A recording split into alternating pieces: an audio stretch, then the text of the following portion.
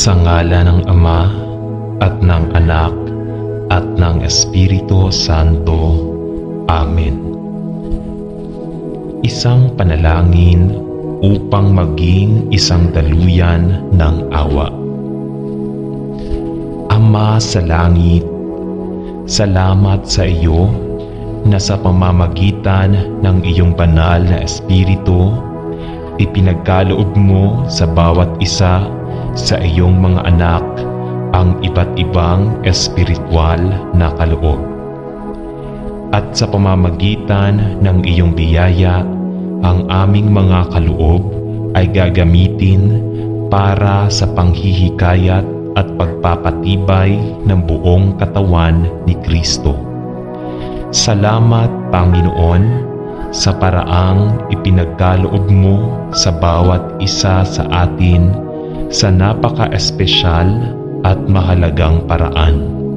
Pagpapagana sa amin sa pamamagitan ng iyong biyaya na gumawa ng isang natatanging kontribusyon sa pagsulong ng iyong mga plano at layunin sa katawan ni Kristo, na siya ay nasa lahat. Ama, binigyan mo ako ng isang espesyal na puso ng pag-ibig sa aking mga kapatid na lalaki at babae sa Kristo.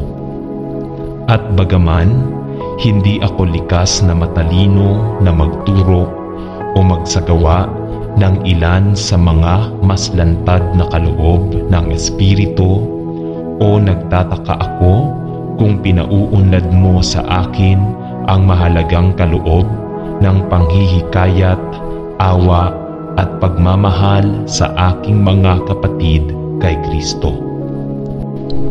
Panginoon, ipinagdarasal ko na kung dadalhin mo ako sa rutang ito, na gagamitin mo ako bilang isang banal na sisidlan, na hindi lamang upang ibuhos ang awa at pagmamahal nang walang sukat sa ibang tao, ngunit gagamitin mo ako upang hikayatin ang iba na magpakita ang parehong awa at kapatawaran sa kanilang mga kapatid sa katawan ni Kristo, at sa mas malawak na mundo sa kabila. Panginoon, alam ko na sa loob at sa aking sarili ay wala akong anumang bagay na pumupuri sa akin para sa espesyal na ministeryong ito ng awa at pagpapatibay. Dahil alam ko na kung wala si Kristo ay wala akong magagawa. Ngunit purihin ang Diyos na kay Kristo ay magagawa ko ang lahat ng bagay, sapagkat ibinibigay niya sa akin ang lakas. Naway maging malambot akong luhad sa kamay ng magpapalayok, at pahintulutan mo akong hubugin sa taong magiging iyo. Gamitin mo ako sa iyong daan at sa iyong panahon, sa iyong papuri at kaluwalhatian. Sa pangalan ni Jesus ay nananalangin ako. Amen. Ama sa langit, ako'y namamangha sa malaking awa at biyaya na iyong ipinakita sa isang nahulog na lahi ng mga makasalanan. Sa pamamagitan ng mga karapatan, tayo ay dapat na walang hanggang ihiwalay sa iyong kabanalan at kabutihan, sapagkat tayo ay naghimagsik laban sa iyo sa pag-iisip, salita at gawa. At gayon paman, sa kagandahang loob at malambot na awa, umabot ka sa nahulog na sangkatauhan at binuhat kami at pinaupo kasama ang iyong mahal na minamahal na anak, ang aming tagapagligtas si Hesukristo, na namatay upang kami ay mabuhay. Salamat sa iyong hindi kapani-paniwalang kapatawaran at sa iyong kamanghamanghang biyaya sa amin. Ama, ipinagdarasal ko na magsindi ka ng isang kislap na tunay na kapatawaran at awa sa aking puso sa lahat ng nananakit o nanakit sa amin, sinadya man o hindi sinasadya. Alam na hindi lamang ang iyong kalooban para sa amin na magpakita ng makadiyos na awa sa iba, kundi pati na rin na tayo ay maging pantay na benepisyaryo. Kapag ang ating puso ay ibinaha ng awa at kapatawaran, ang anumang nagtatagal na kapaitan o malisya na nakatago sa loob ng aking puso, at naway ang makadiyos na bunga ng awa at pag-ibig ay mamulaklak at namulaklak sa tunay na bunga ng katwiran. Sa iyong karangalan at kaluwalhatian, ito ay hinihiling ko sa pangalan ni Jesucristo na ating Panginoon. Amen. Panalangin para sa lahat ng nagpapakita ng awa ng Diyos. Ama, nakatira tayo sa isang mundo kung saan napakaraming nananakit na mga tao na kung minsan ay maaaring itong maging napakalaki o nasusumpungan namin ang ating sarili sa umatras at halos umaasa na ang problema ay mawawala. At gayon pa man ay nagpakita si Jesus ng isang buhay na umapaw sa malalim na pakikiramay at malambot na awa sa lahat ng nasugatan at inabuso, nababagabag o nasaktan. Tulungan kaming iunat ang isang kusang braso ng kaginhawaan kapag nakita namin ang ibang tao na nasasaktan o nasasaktan, at naway magbigay kami ng makadiyos na awa na nagmumula lamang sa iyo, sa hindi kaibig-ibig o hindi kaibig-ibig. Naway ang biyaya ng ating Panginoong Jesucristo ay maging ating panloob na pananamit, at naway ang pag-ibig ng Ama ang maging panlabas na kasuotan na ating isinusuot, upang sa pamamagitan ng iyong Espiritu, tayo ay magkaroon ng kapangyarihan na pagpalain at tulungan ang lahat ng nakakasalamuha natin. Naway ang lahat ng aming sabihin at maging saksi sa biyaya at awa ng Diyos, at kami ay manalangin na ikaw ay magbigay sa amin ng mga pagkakataon upang maglingkod sa iyong awa at pagmamahal, sa iyong papuri at kaluwalhatian. Sa pangalan ni Jesus ay nananalangin kami. Amen. Panalangin ng pagsisisi para sa awa ng Diyos. Ama, ang aking puso ay sumisigaw sa iyo para sa awa at biyaya. Alam na walang bagay na pumupuri sa akin sa iyo, at wala akong magagawa upang matiyak ang iyong kapatawaran, maliban sa krus ni Kristo Jesus na aking Panginoon. Ama, ang aking mga kasalanan ay nagpapatotoo laban sa akin, sapagkat ang aking puso ay nabugbog at dumaan at walang anumang kalusugan sa akin. Kadalasan ang aking mga iniisip at maruruming kaisipan na hindi nagpaparangal sa isang banal na Diyos. At napakadalas ang aking mga iniisip ay isinasalin sa masasamang salita at kilos na sumasalungat sa aking pagkakaisa kay Kristo at sa aking posisyon bilang anak ng Diyos. Sapagkat bagaman ako ay nagtiwala kay Kristo bilang aking tagapagligtas, ako ay nagkasala laban sa iyo sa pag-iisip, sapagkat salita at gawa at hindi na karapat-dapat na tawaging iyong anak. Panginoon, nagkasala ako laban sa iyo at ipinagtapat ko ang aking mga kasalanan sa harap mo.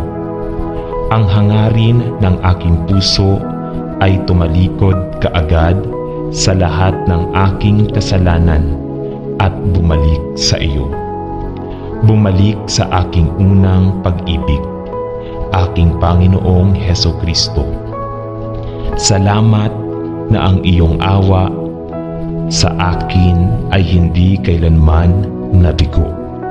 Salamat na ang iyong kagandahang loob sa akin at sa lahat ng iyong mga anak ay bago tuwing umaga. Salamat na kahit na ako ay walang pananampalataya, ikaw ay nanatiling tapat sa mga pangako na iyong ginawa sa akin.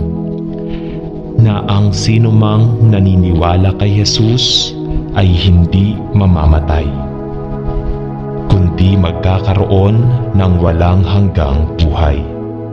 Salamat na ang kamatayan ni Kristo sa krus ay nanuod ang lahat ng aking mga kasalanan, nakaraan, kasalukuyan, at hinaharap.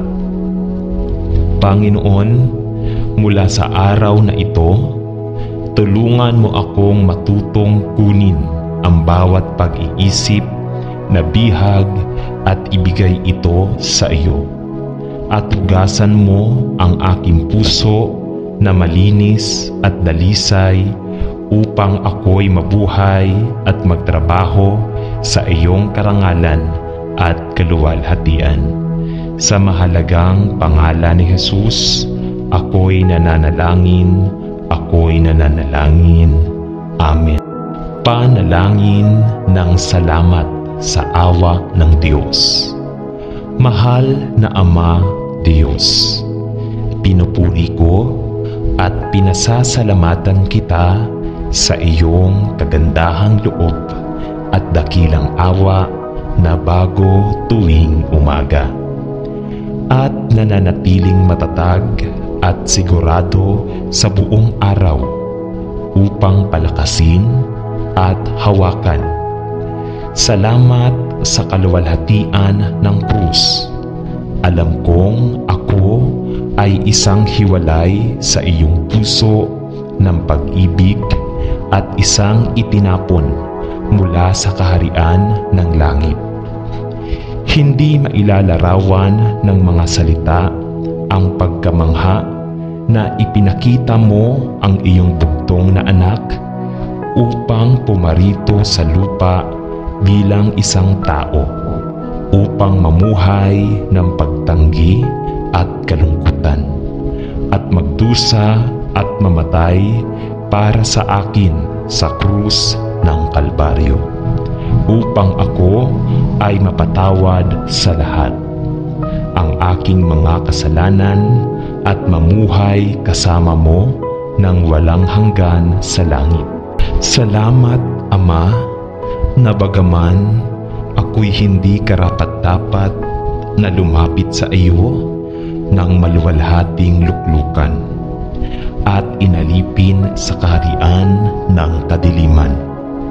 Gayunmay, sa iyong kagandahang loob at biyaya ay yumukod ka sa akin at binuhat ako mula sa pagkaalipin ni Satanas at mula sa sespit ng kasalanan.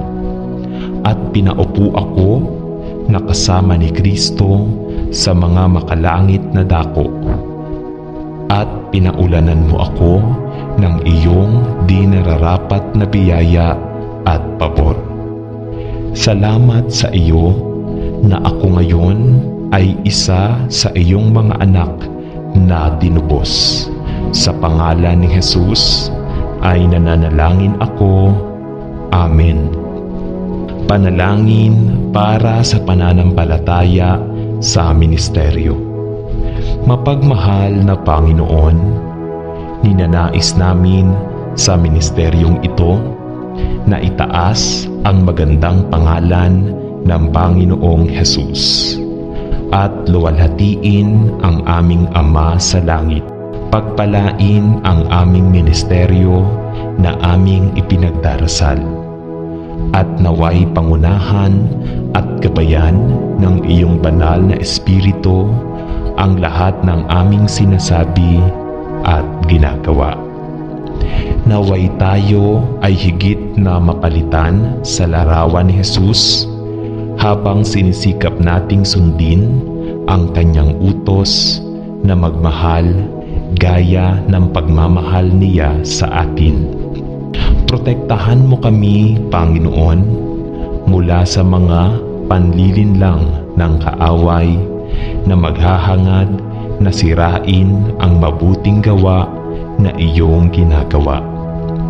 Buuin mo kami sa pagkakaisa ng Espiritu at naway mas mabago tayo sa pagkakahawig ni Kristo sa pamamagitan ng pagpapanibago ng aming isip araw-araw. Panatilihin mo kaming, Panginoon, mula sa pagsunod sa aming sariling mga gawain sa laman. Ngunit sa halip ay maaari kaming gabayan mo sa lahat ng mga lugar na gawain ito sa ministeryo. Magbigay para sa lahat ng aming mga pangangailangan.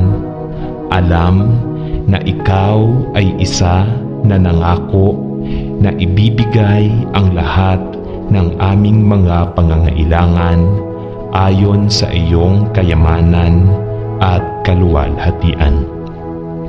Bantayan mo kami, gabayan mo kami, panatilihin at gamitin mo kami ayon sa nakikita mong angkop. Sa pamamagitan ni Jesus ay nananalangin kami. Amen. Para sa kababaang loob at integridad sa ministeryo.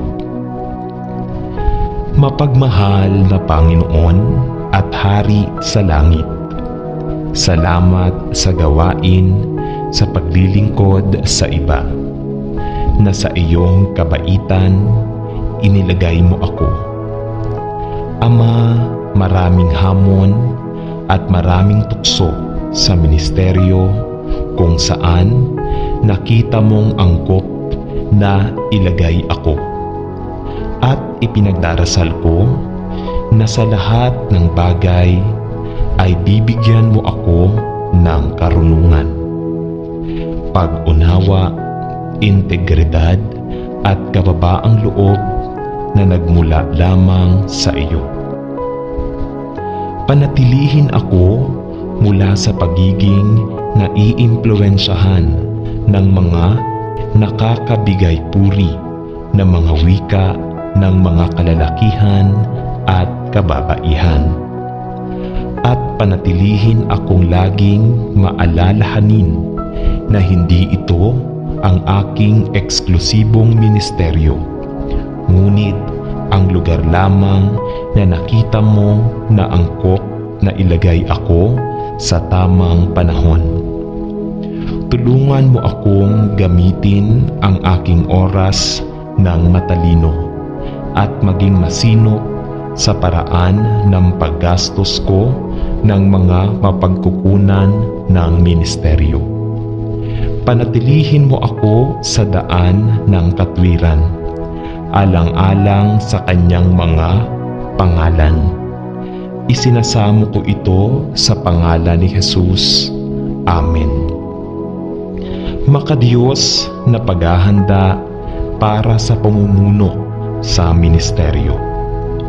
Mahal na Panginoon, Alam mo ang pagnanais ng aking puso at kung paano mo malumanay na inakay ako sa mismong puntong ito ng aking buhay. Salamat sa lahat ng mga aral na natutunan ko sa ngayon at gawin akong handa. Nananalangin ako na patuloy na maging handa na makinig sa iyong malumanay na mga pahiwatig. Panginoon, ako'y naparito sa iyo habang ako'y naghahanda para sa susunod na hakbang sa aking buhay at ministeryo. Panginoon, nais kong manatili sa gitna ng iyong kalooban at hilingin na sa pamamagitan ng iyong pag-ibig at biyaya, patuloy mong ibibigay sa akin ang iyong mapagbiyayang pagtataguyod sa aking landas. Habang naghahanda akong lumapit sa bagong posisyong ito ng pamumuno. Sa kapanapanabik na ministeryong ito, panatilihin mo akong mababa sa harap ng krus. Naway ang lahat ng aking sabihin at gawin ay gabayan mo lamang. Pigilan mo akong humingi ng papuri sa mga tao. Ngunit sa halip, Panginoon, bigyan mo ako ng isang matuturuan na espiritu na nagmumula sa iyo upang ako ay maging kasiya-siya sa iyong paningin.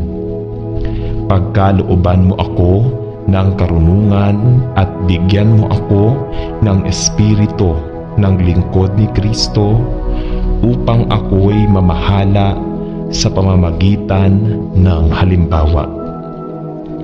Pigilan mo akong ikompromiso ang katotohanan ng iyong salita at naway patakbuhin ko ang lahi na nasa harap ko ng may pagtitiis na nakatingin kay Jesus, ang may akda at tapos ng aking pananampalataya. Sa kaninong pangalan ay ipinagdarasal ko. Amen. Panalangin para sa patnubay bilang ministro ng salita ng Diyos. Mapagmahal na Ama sa langit, na siyang dahilan upang maisulat ang lahat ng banal na kasulatan para sa ating pagkatuto.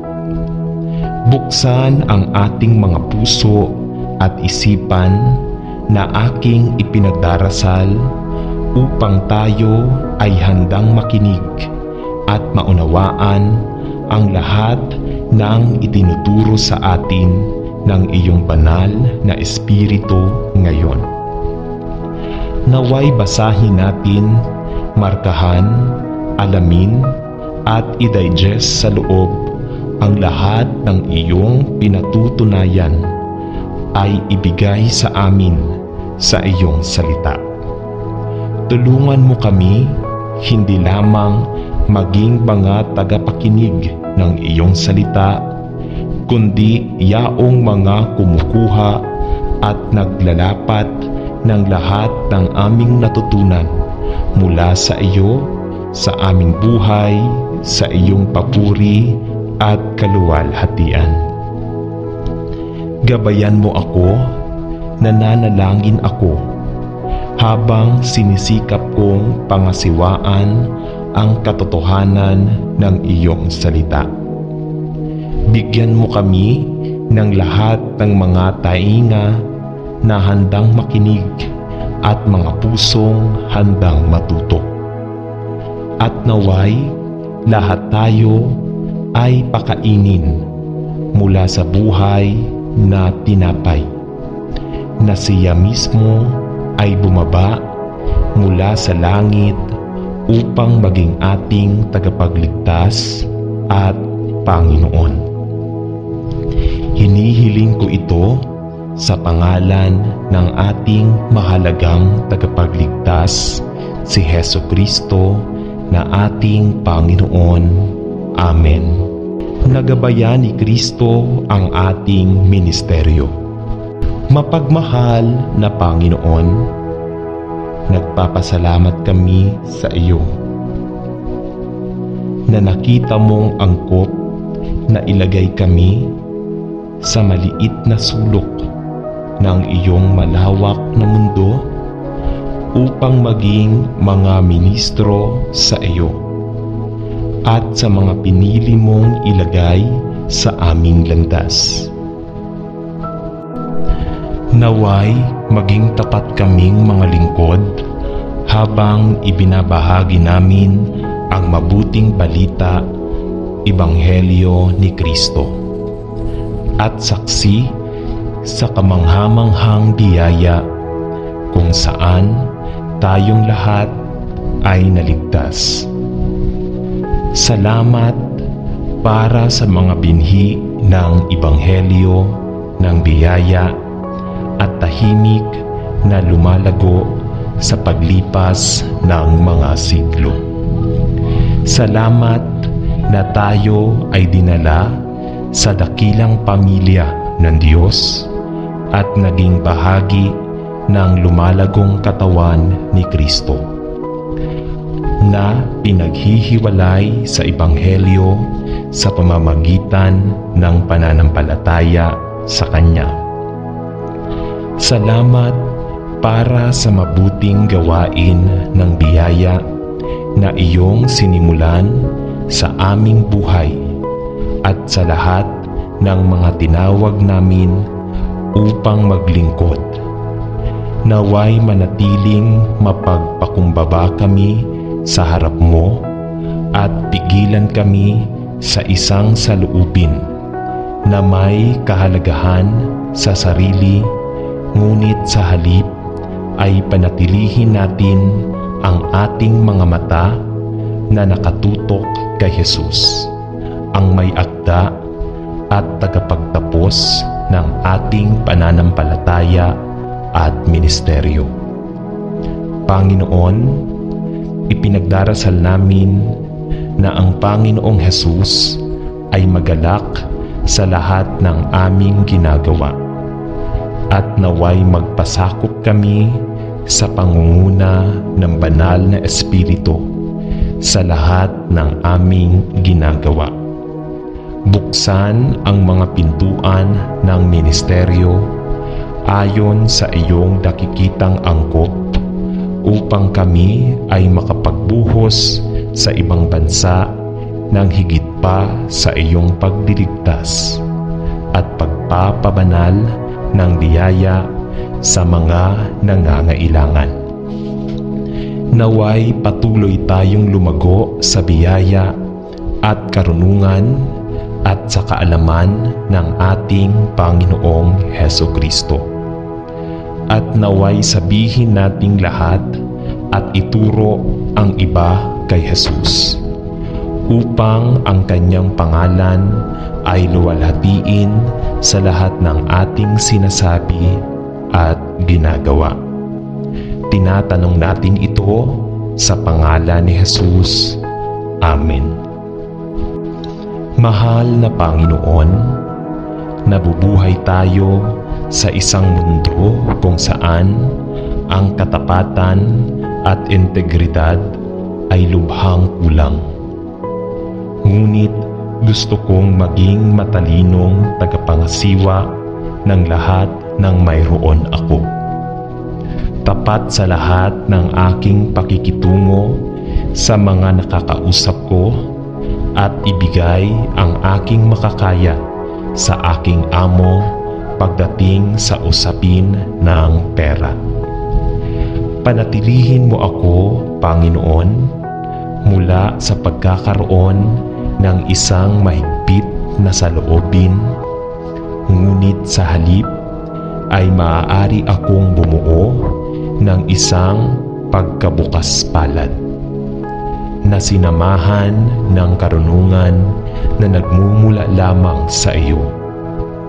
at tulungan akong gastusin ang anumang pera na mayroon ako sa paraang nakalulugod sa iyo, na sinamahan ng karunungan na nagmumula lamang sa iyo, at tulungan akong gastusin ang anumang pera na mayroon ako sa paraang nakalulugod sa iyo.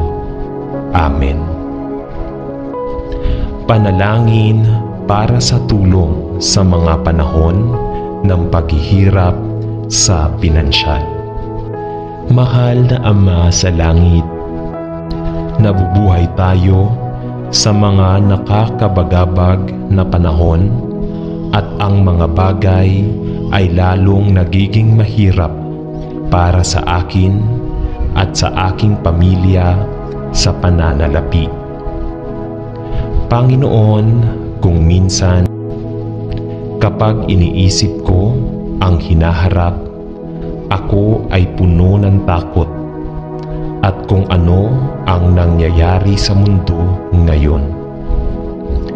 Panginoon, alam ko rin na bilang iyong mga anak, hindi mo kami binigyan ng espiritu ng takot, ngunit ng kapangyarihan at ng pag-ibig at ng isang mabuting pag-iisip. Ama, alam ko na ito ay totoo sa aking puso at gayon paman sa aking karanasan. Madalas kong pinahihintulutan ang lahat ng takot sa aking sariling mga problema sa pananalapi na bahain ang aking puso. Tulungan mo akong, Panginoon, na dalhin ang bawat nakakatakot na pag-iisip at pagkabihag at ibigay ito sa iyo, sapagkat ipinangako mong dadalhin mo ang lahat ng aming mga pasanin at ibibigay ang lahat ng aming mga pangangailangan ayon sa iyong mga kayamanan sa kaluwalhatian. Tulungan mo akong huwag subukan sa aking sariling lakas na ayusin ang aming bagsak na pananalapi, ngunit umasa sa iyo at magtiwala sa iyong hindi nagkukulang na mga pangako. Panginoon, isa lamang ako sa marami sa iyong mga anak na nahaharap sa matinding paghihirap sa pananalapi. Sa kung minsan ay nagtataka ako kung paano mo maibibigay ang lahat ng kailangan nating lahat sa isang mundo na tila nawalan ng kontrol. Isang mundo na tila nanggigiling sa lahat pababa sa lupa. Ngunit nagtitiwala ako sa iyo at inilalagay ang aking mga pangangailangan sa iyong paanan. Ipinagdarasal ko na sa iyong sariling paraan at sa iyong sariling panahon ay ibibigay mo ang aking mga pangangailangan at bibigyan mo ako ng lakas na magtiwala lamang sa iyo at ilatag ang lahat ng aking pinansyal na pasanin sa iyong paanan. Sa pangalan ni Jesus ay nananalangin ako. Amen. Tulungan mo ako upang tumingin sa iyo para sa lahat ng pangangailangan, mahal na Ama Diyos. Sa isang mundo ng kawalan ng katiyakan at sakit, tulungan mo akong patuloy na tumingin sa iyo para sa aking mga pangangailangan. Alam na ikaw ang aming Jehovah Jireh, ang Panginoon ang aming tagapagbigay. Ikaw ang nagpakain sa mga Israelita sa ilang ng manya at pugo. At ikaw ang nasiyahan sa karamihan ng 5 tinapay na barley at 2 maliliit na isda. At nagtitiwala ako sa iyo, Panginoon, upang matustusan ang lahat ng aking pangangailangan at ng aking pamilya, sapagkat ikaw ay isang tapat at mapagmalasakit na Diyos. Pinatawad mo ako sa aking mga kasalanan at binigyan mo ako ng buhay na walang hanggan. At ang aking walang hanggang saro ng mga pagpapala ay tunay na nauuwi. Nagpapasalamat ako at pinupuri ang iyong pangalan sa iyong malaking kasaganaan at pagkakaloob. At kaya, Panginoon, sa mundong ito ng kawalan ng katiyakan at sakit, tinitingnan kita para sa lahat ng aking mga pangangailangan, na alam na ilaw na ikaw ang aking Jehovah Jireh, aking Panginoon at aking tagapagbigay, sa pangalan ni Jesus. Amen. Panalangin para sa tulong upang mabigyan ang mga nangangailangan ngayon. Mahal na Panginoon, napakarami sa buong mundo ngayon na lubhang nangangailangan. Marami na walang pera upang bayaran ang mga pangunahing pangangailangan ng buhay at panahon ay lalong nagiging mahirap. Panginoon, marami ang walang pagkain at marami ang walang trabaho o pagkakataong kumita ng sapat para matustusan ang pangangailangan ng kanilang mga pamilya. At may iba pa na may sakit o hindi makapagtrabaho at dumaranas ng matinding kakulangan. Panginoon, lumapit ako sa iyo at humihingi na ibuhos ang iyong awa at biyaya sa lahat ng dumaranas ng gayong mga paghihirap ngayon. Nangako kang tutustusan ang mga pangangailangan ng iyong mga anak at hinihiling ko na sa iyong awa at mapagmahal na kabaitan, ikaw ay matugunan ang mga pangangailangan ng lahat ng mga nagdurusa ngayon. Salamat na palagi kang maawa sa amin. Hinihiling ko sa iyo na tuparin ngayon ang Panginoon, ang mga hangarin at petisyon ng lahat ng iyong bayan na nangangailangan ayon sa iyong awa. At bigyan sila ng biyayang magtiyaga sa ilalim ng gayong mahirap na mga kalagayan. Panalangin namin ang lahat ng ito sa pangalan ni Jesus. Amen. Sa ngalan ng Ama at ng Anak at ng Espiritu Santo. Amen.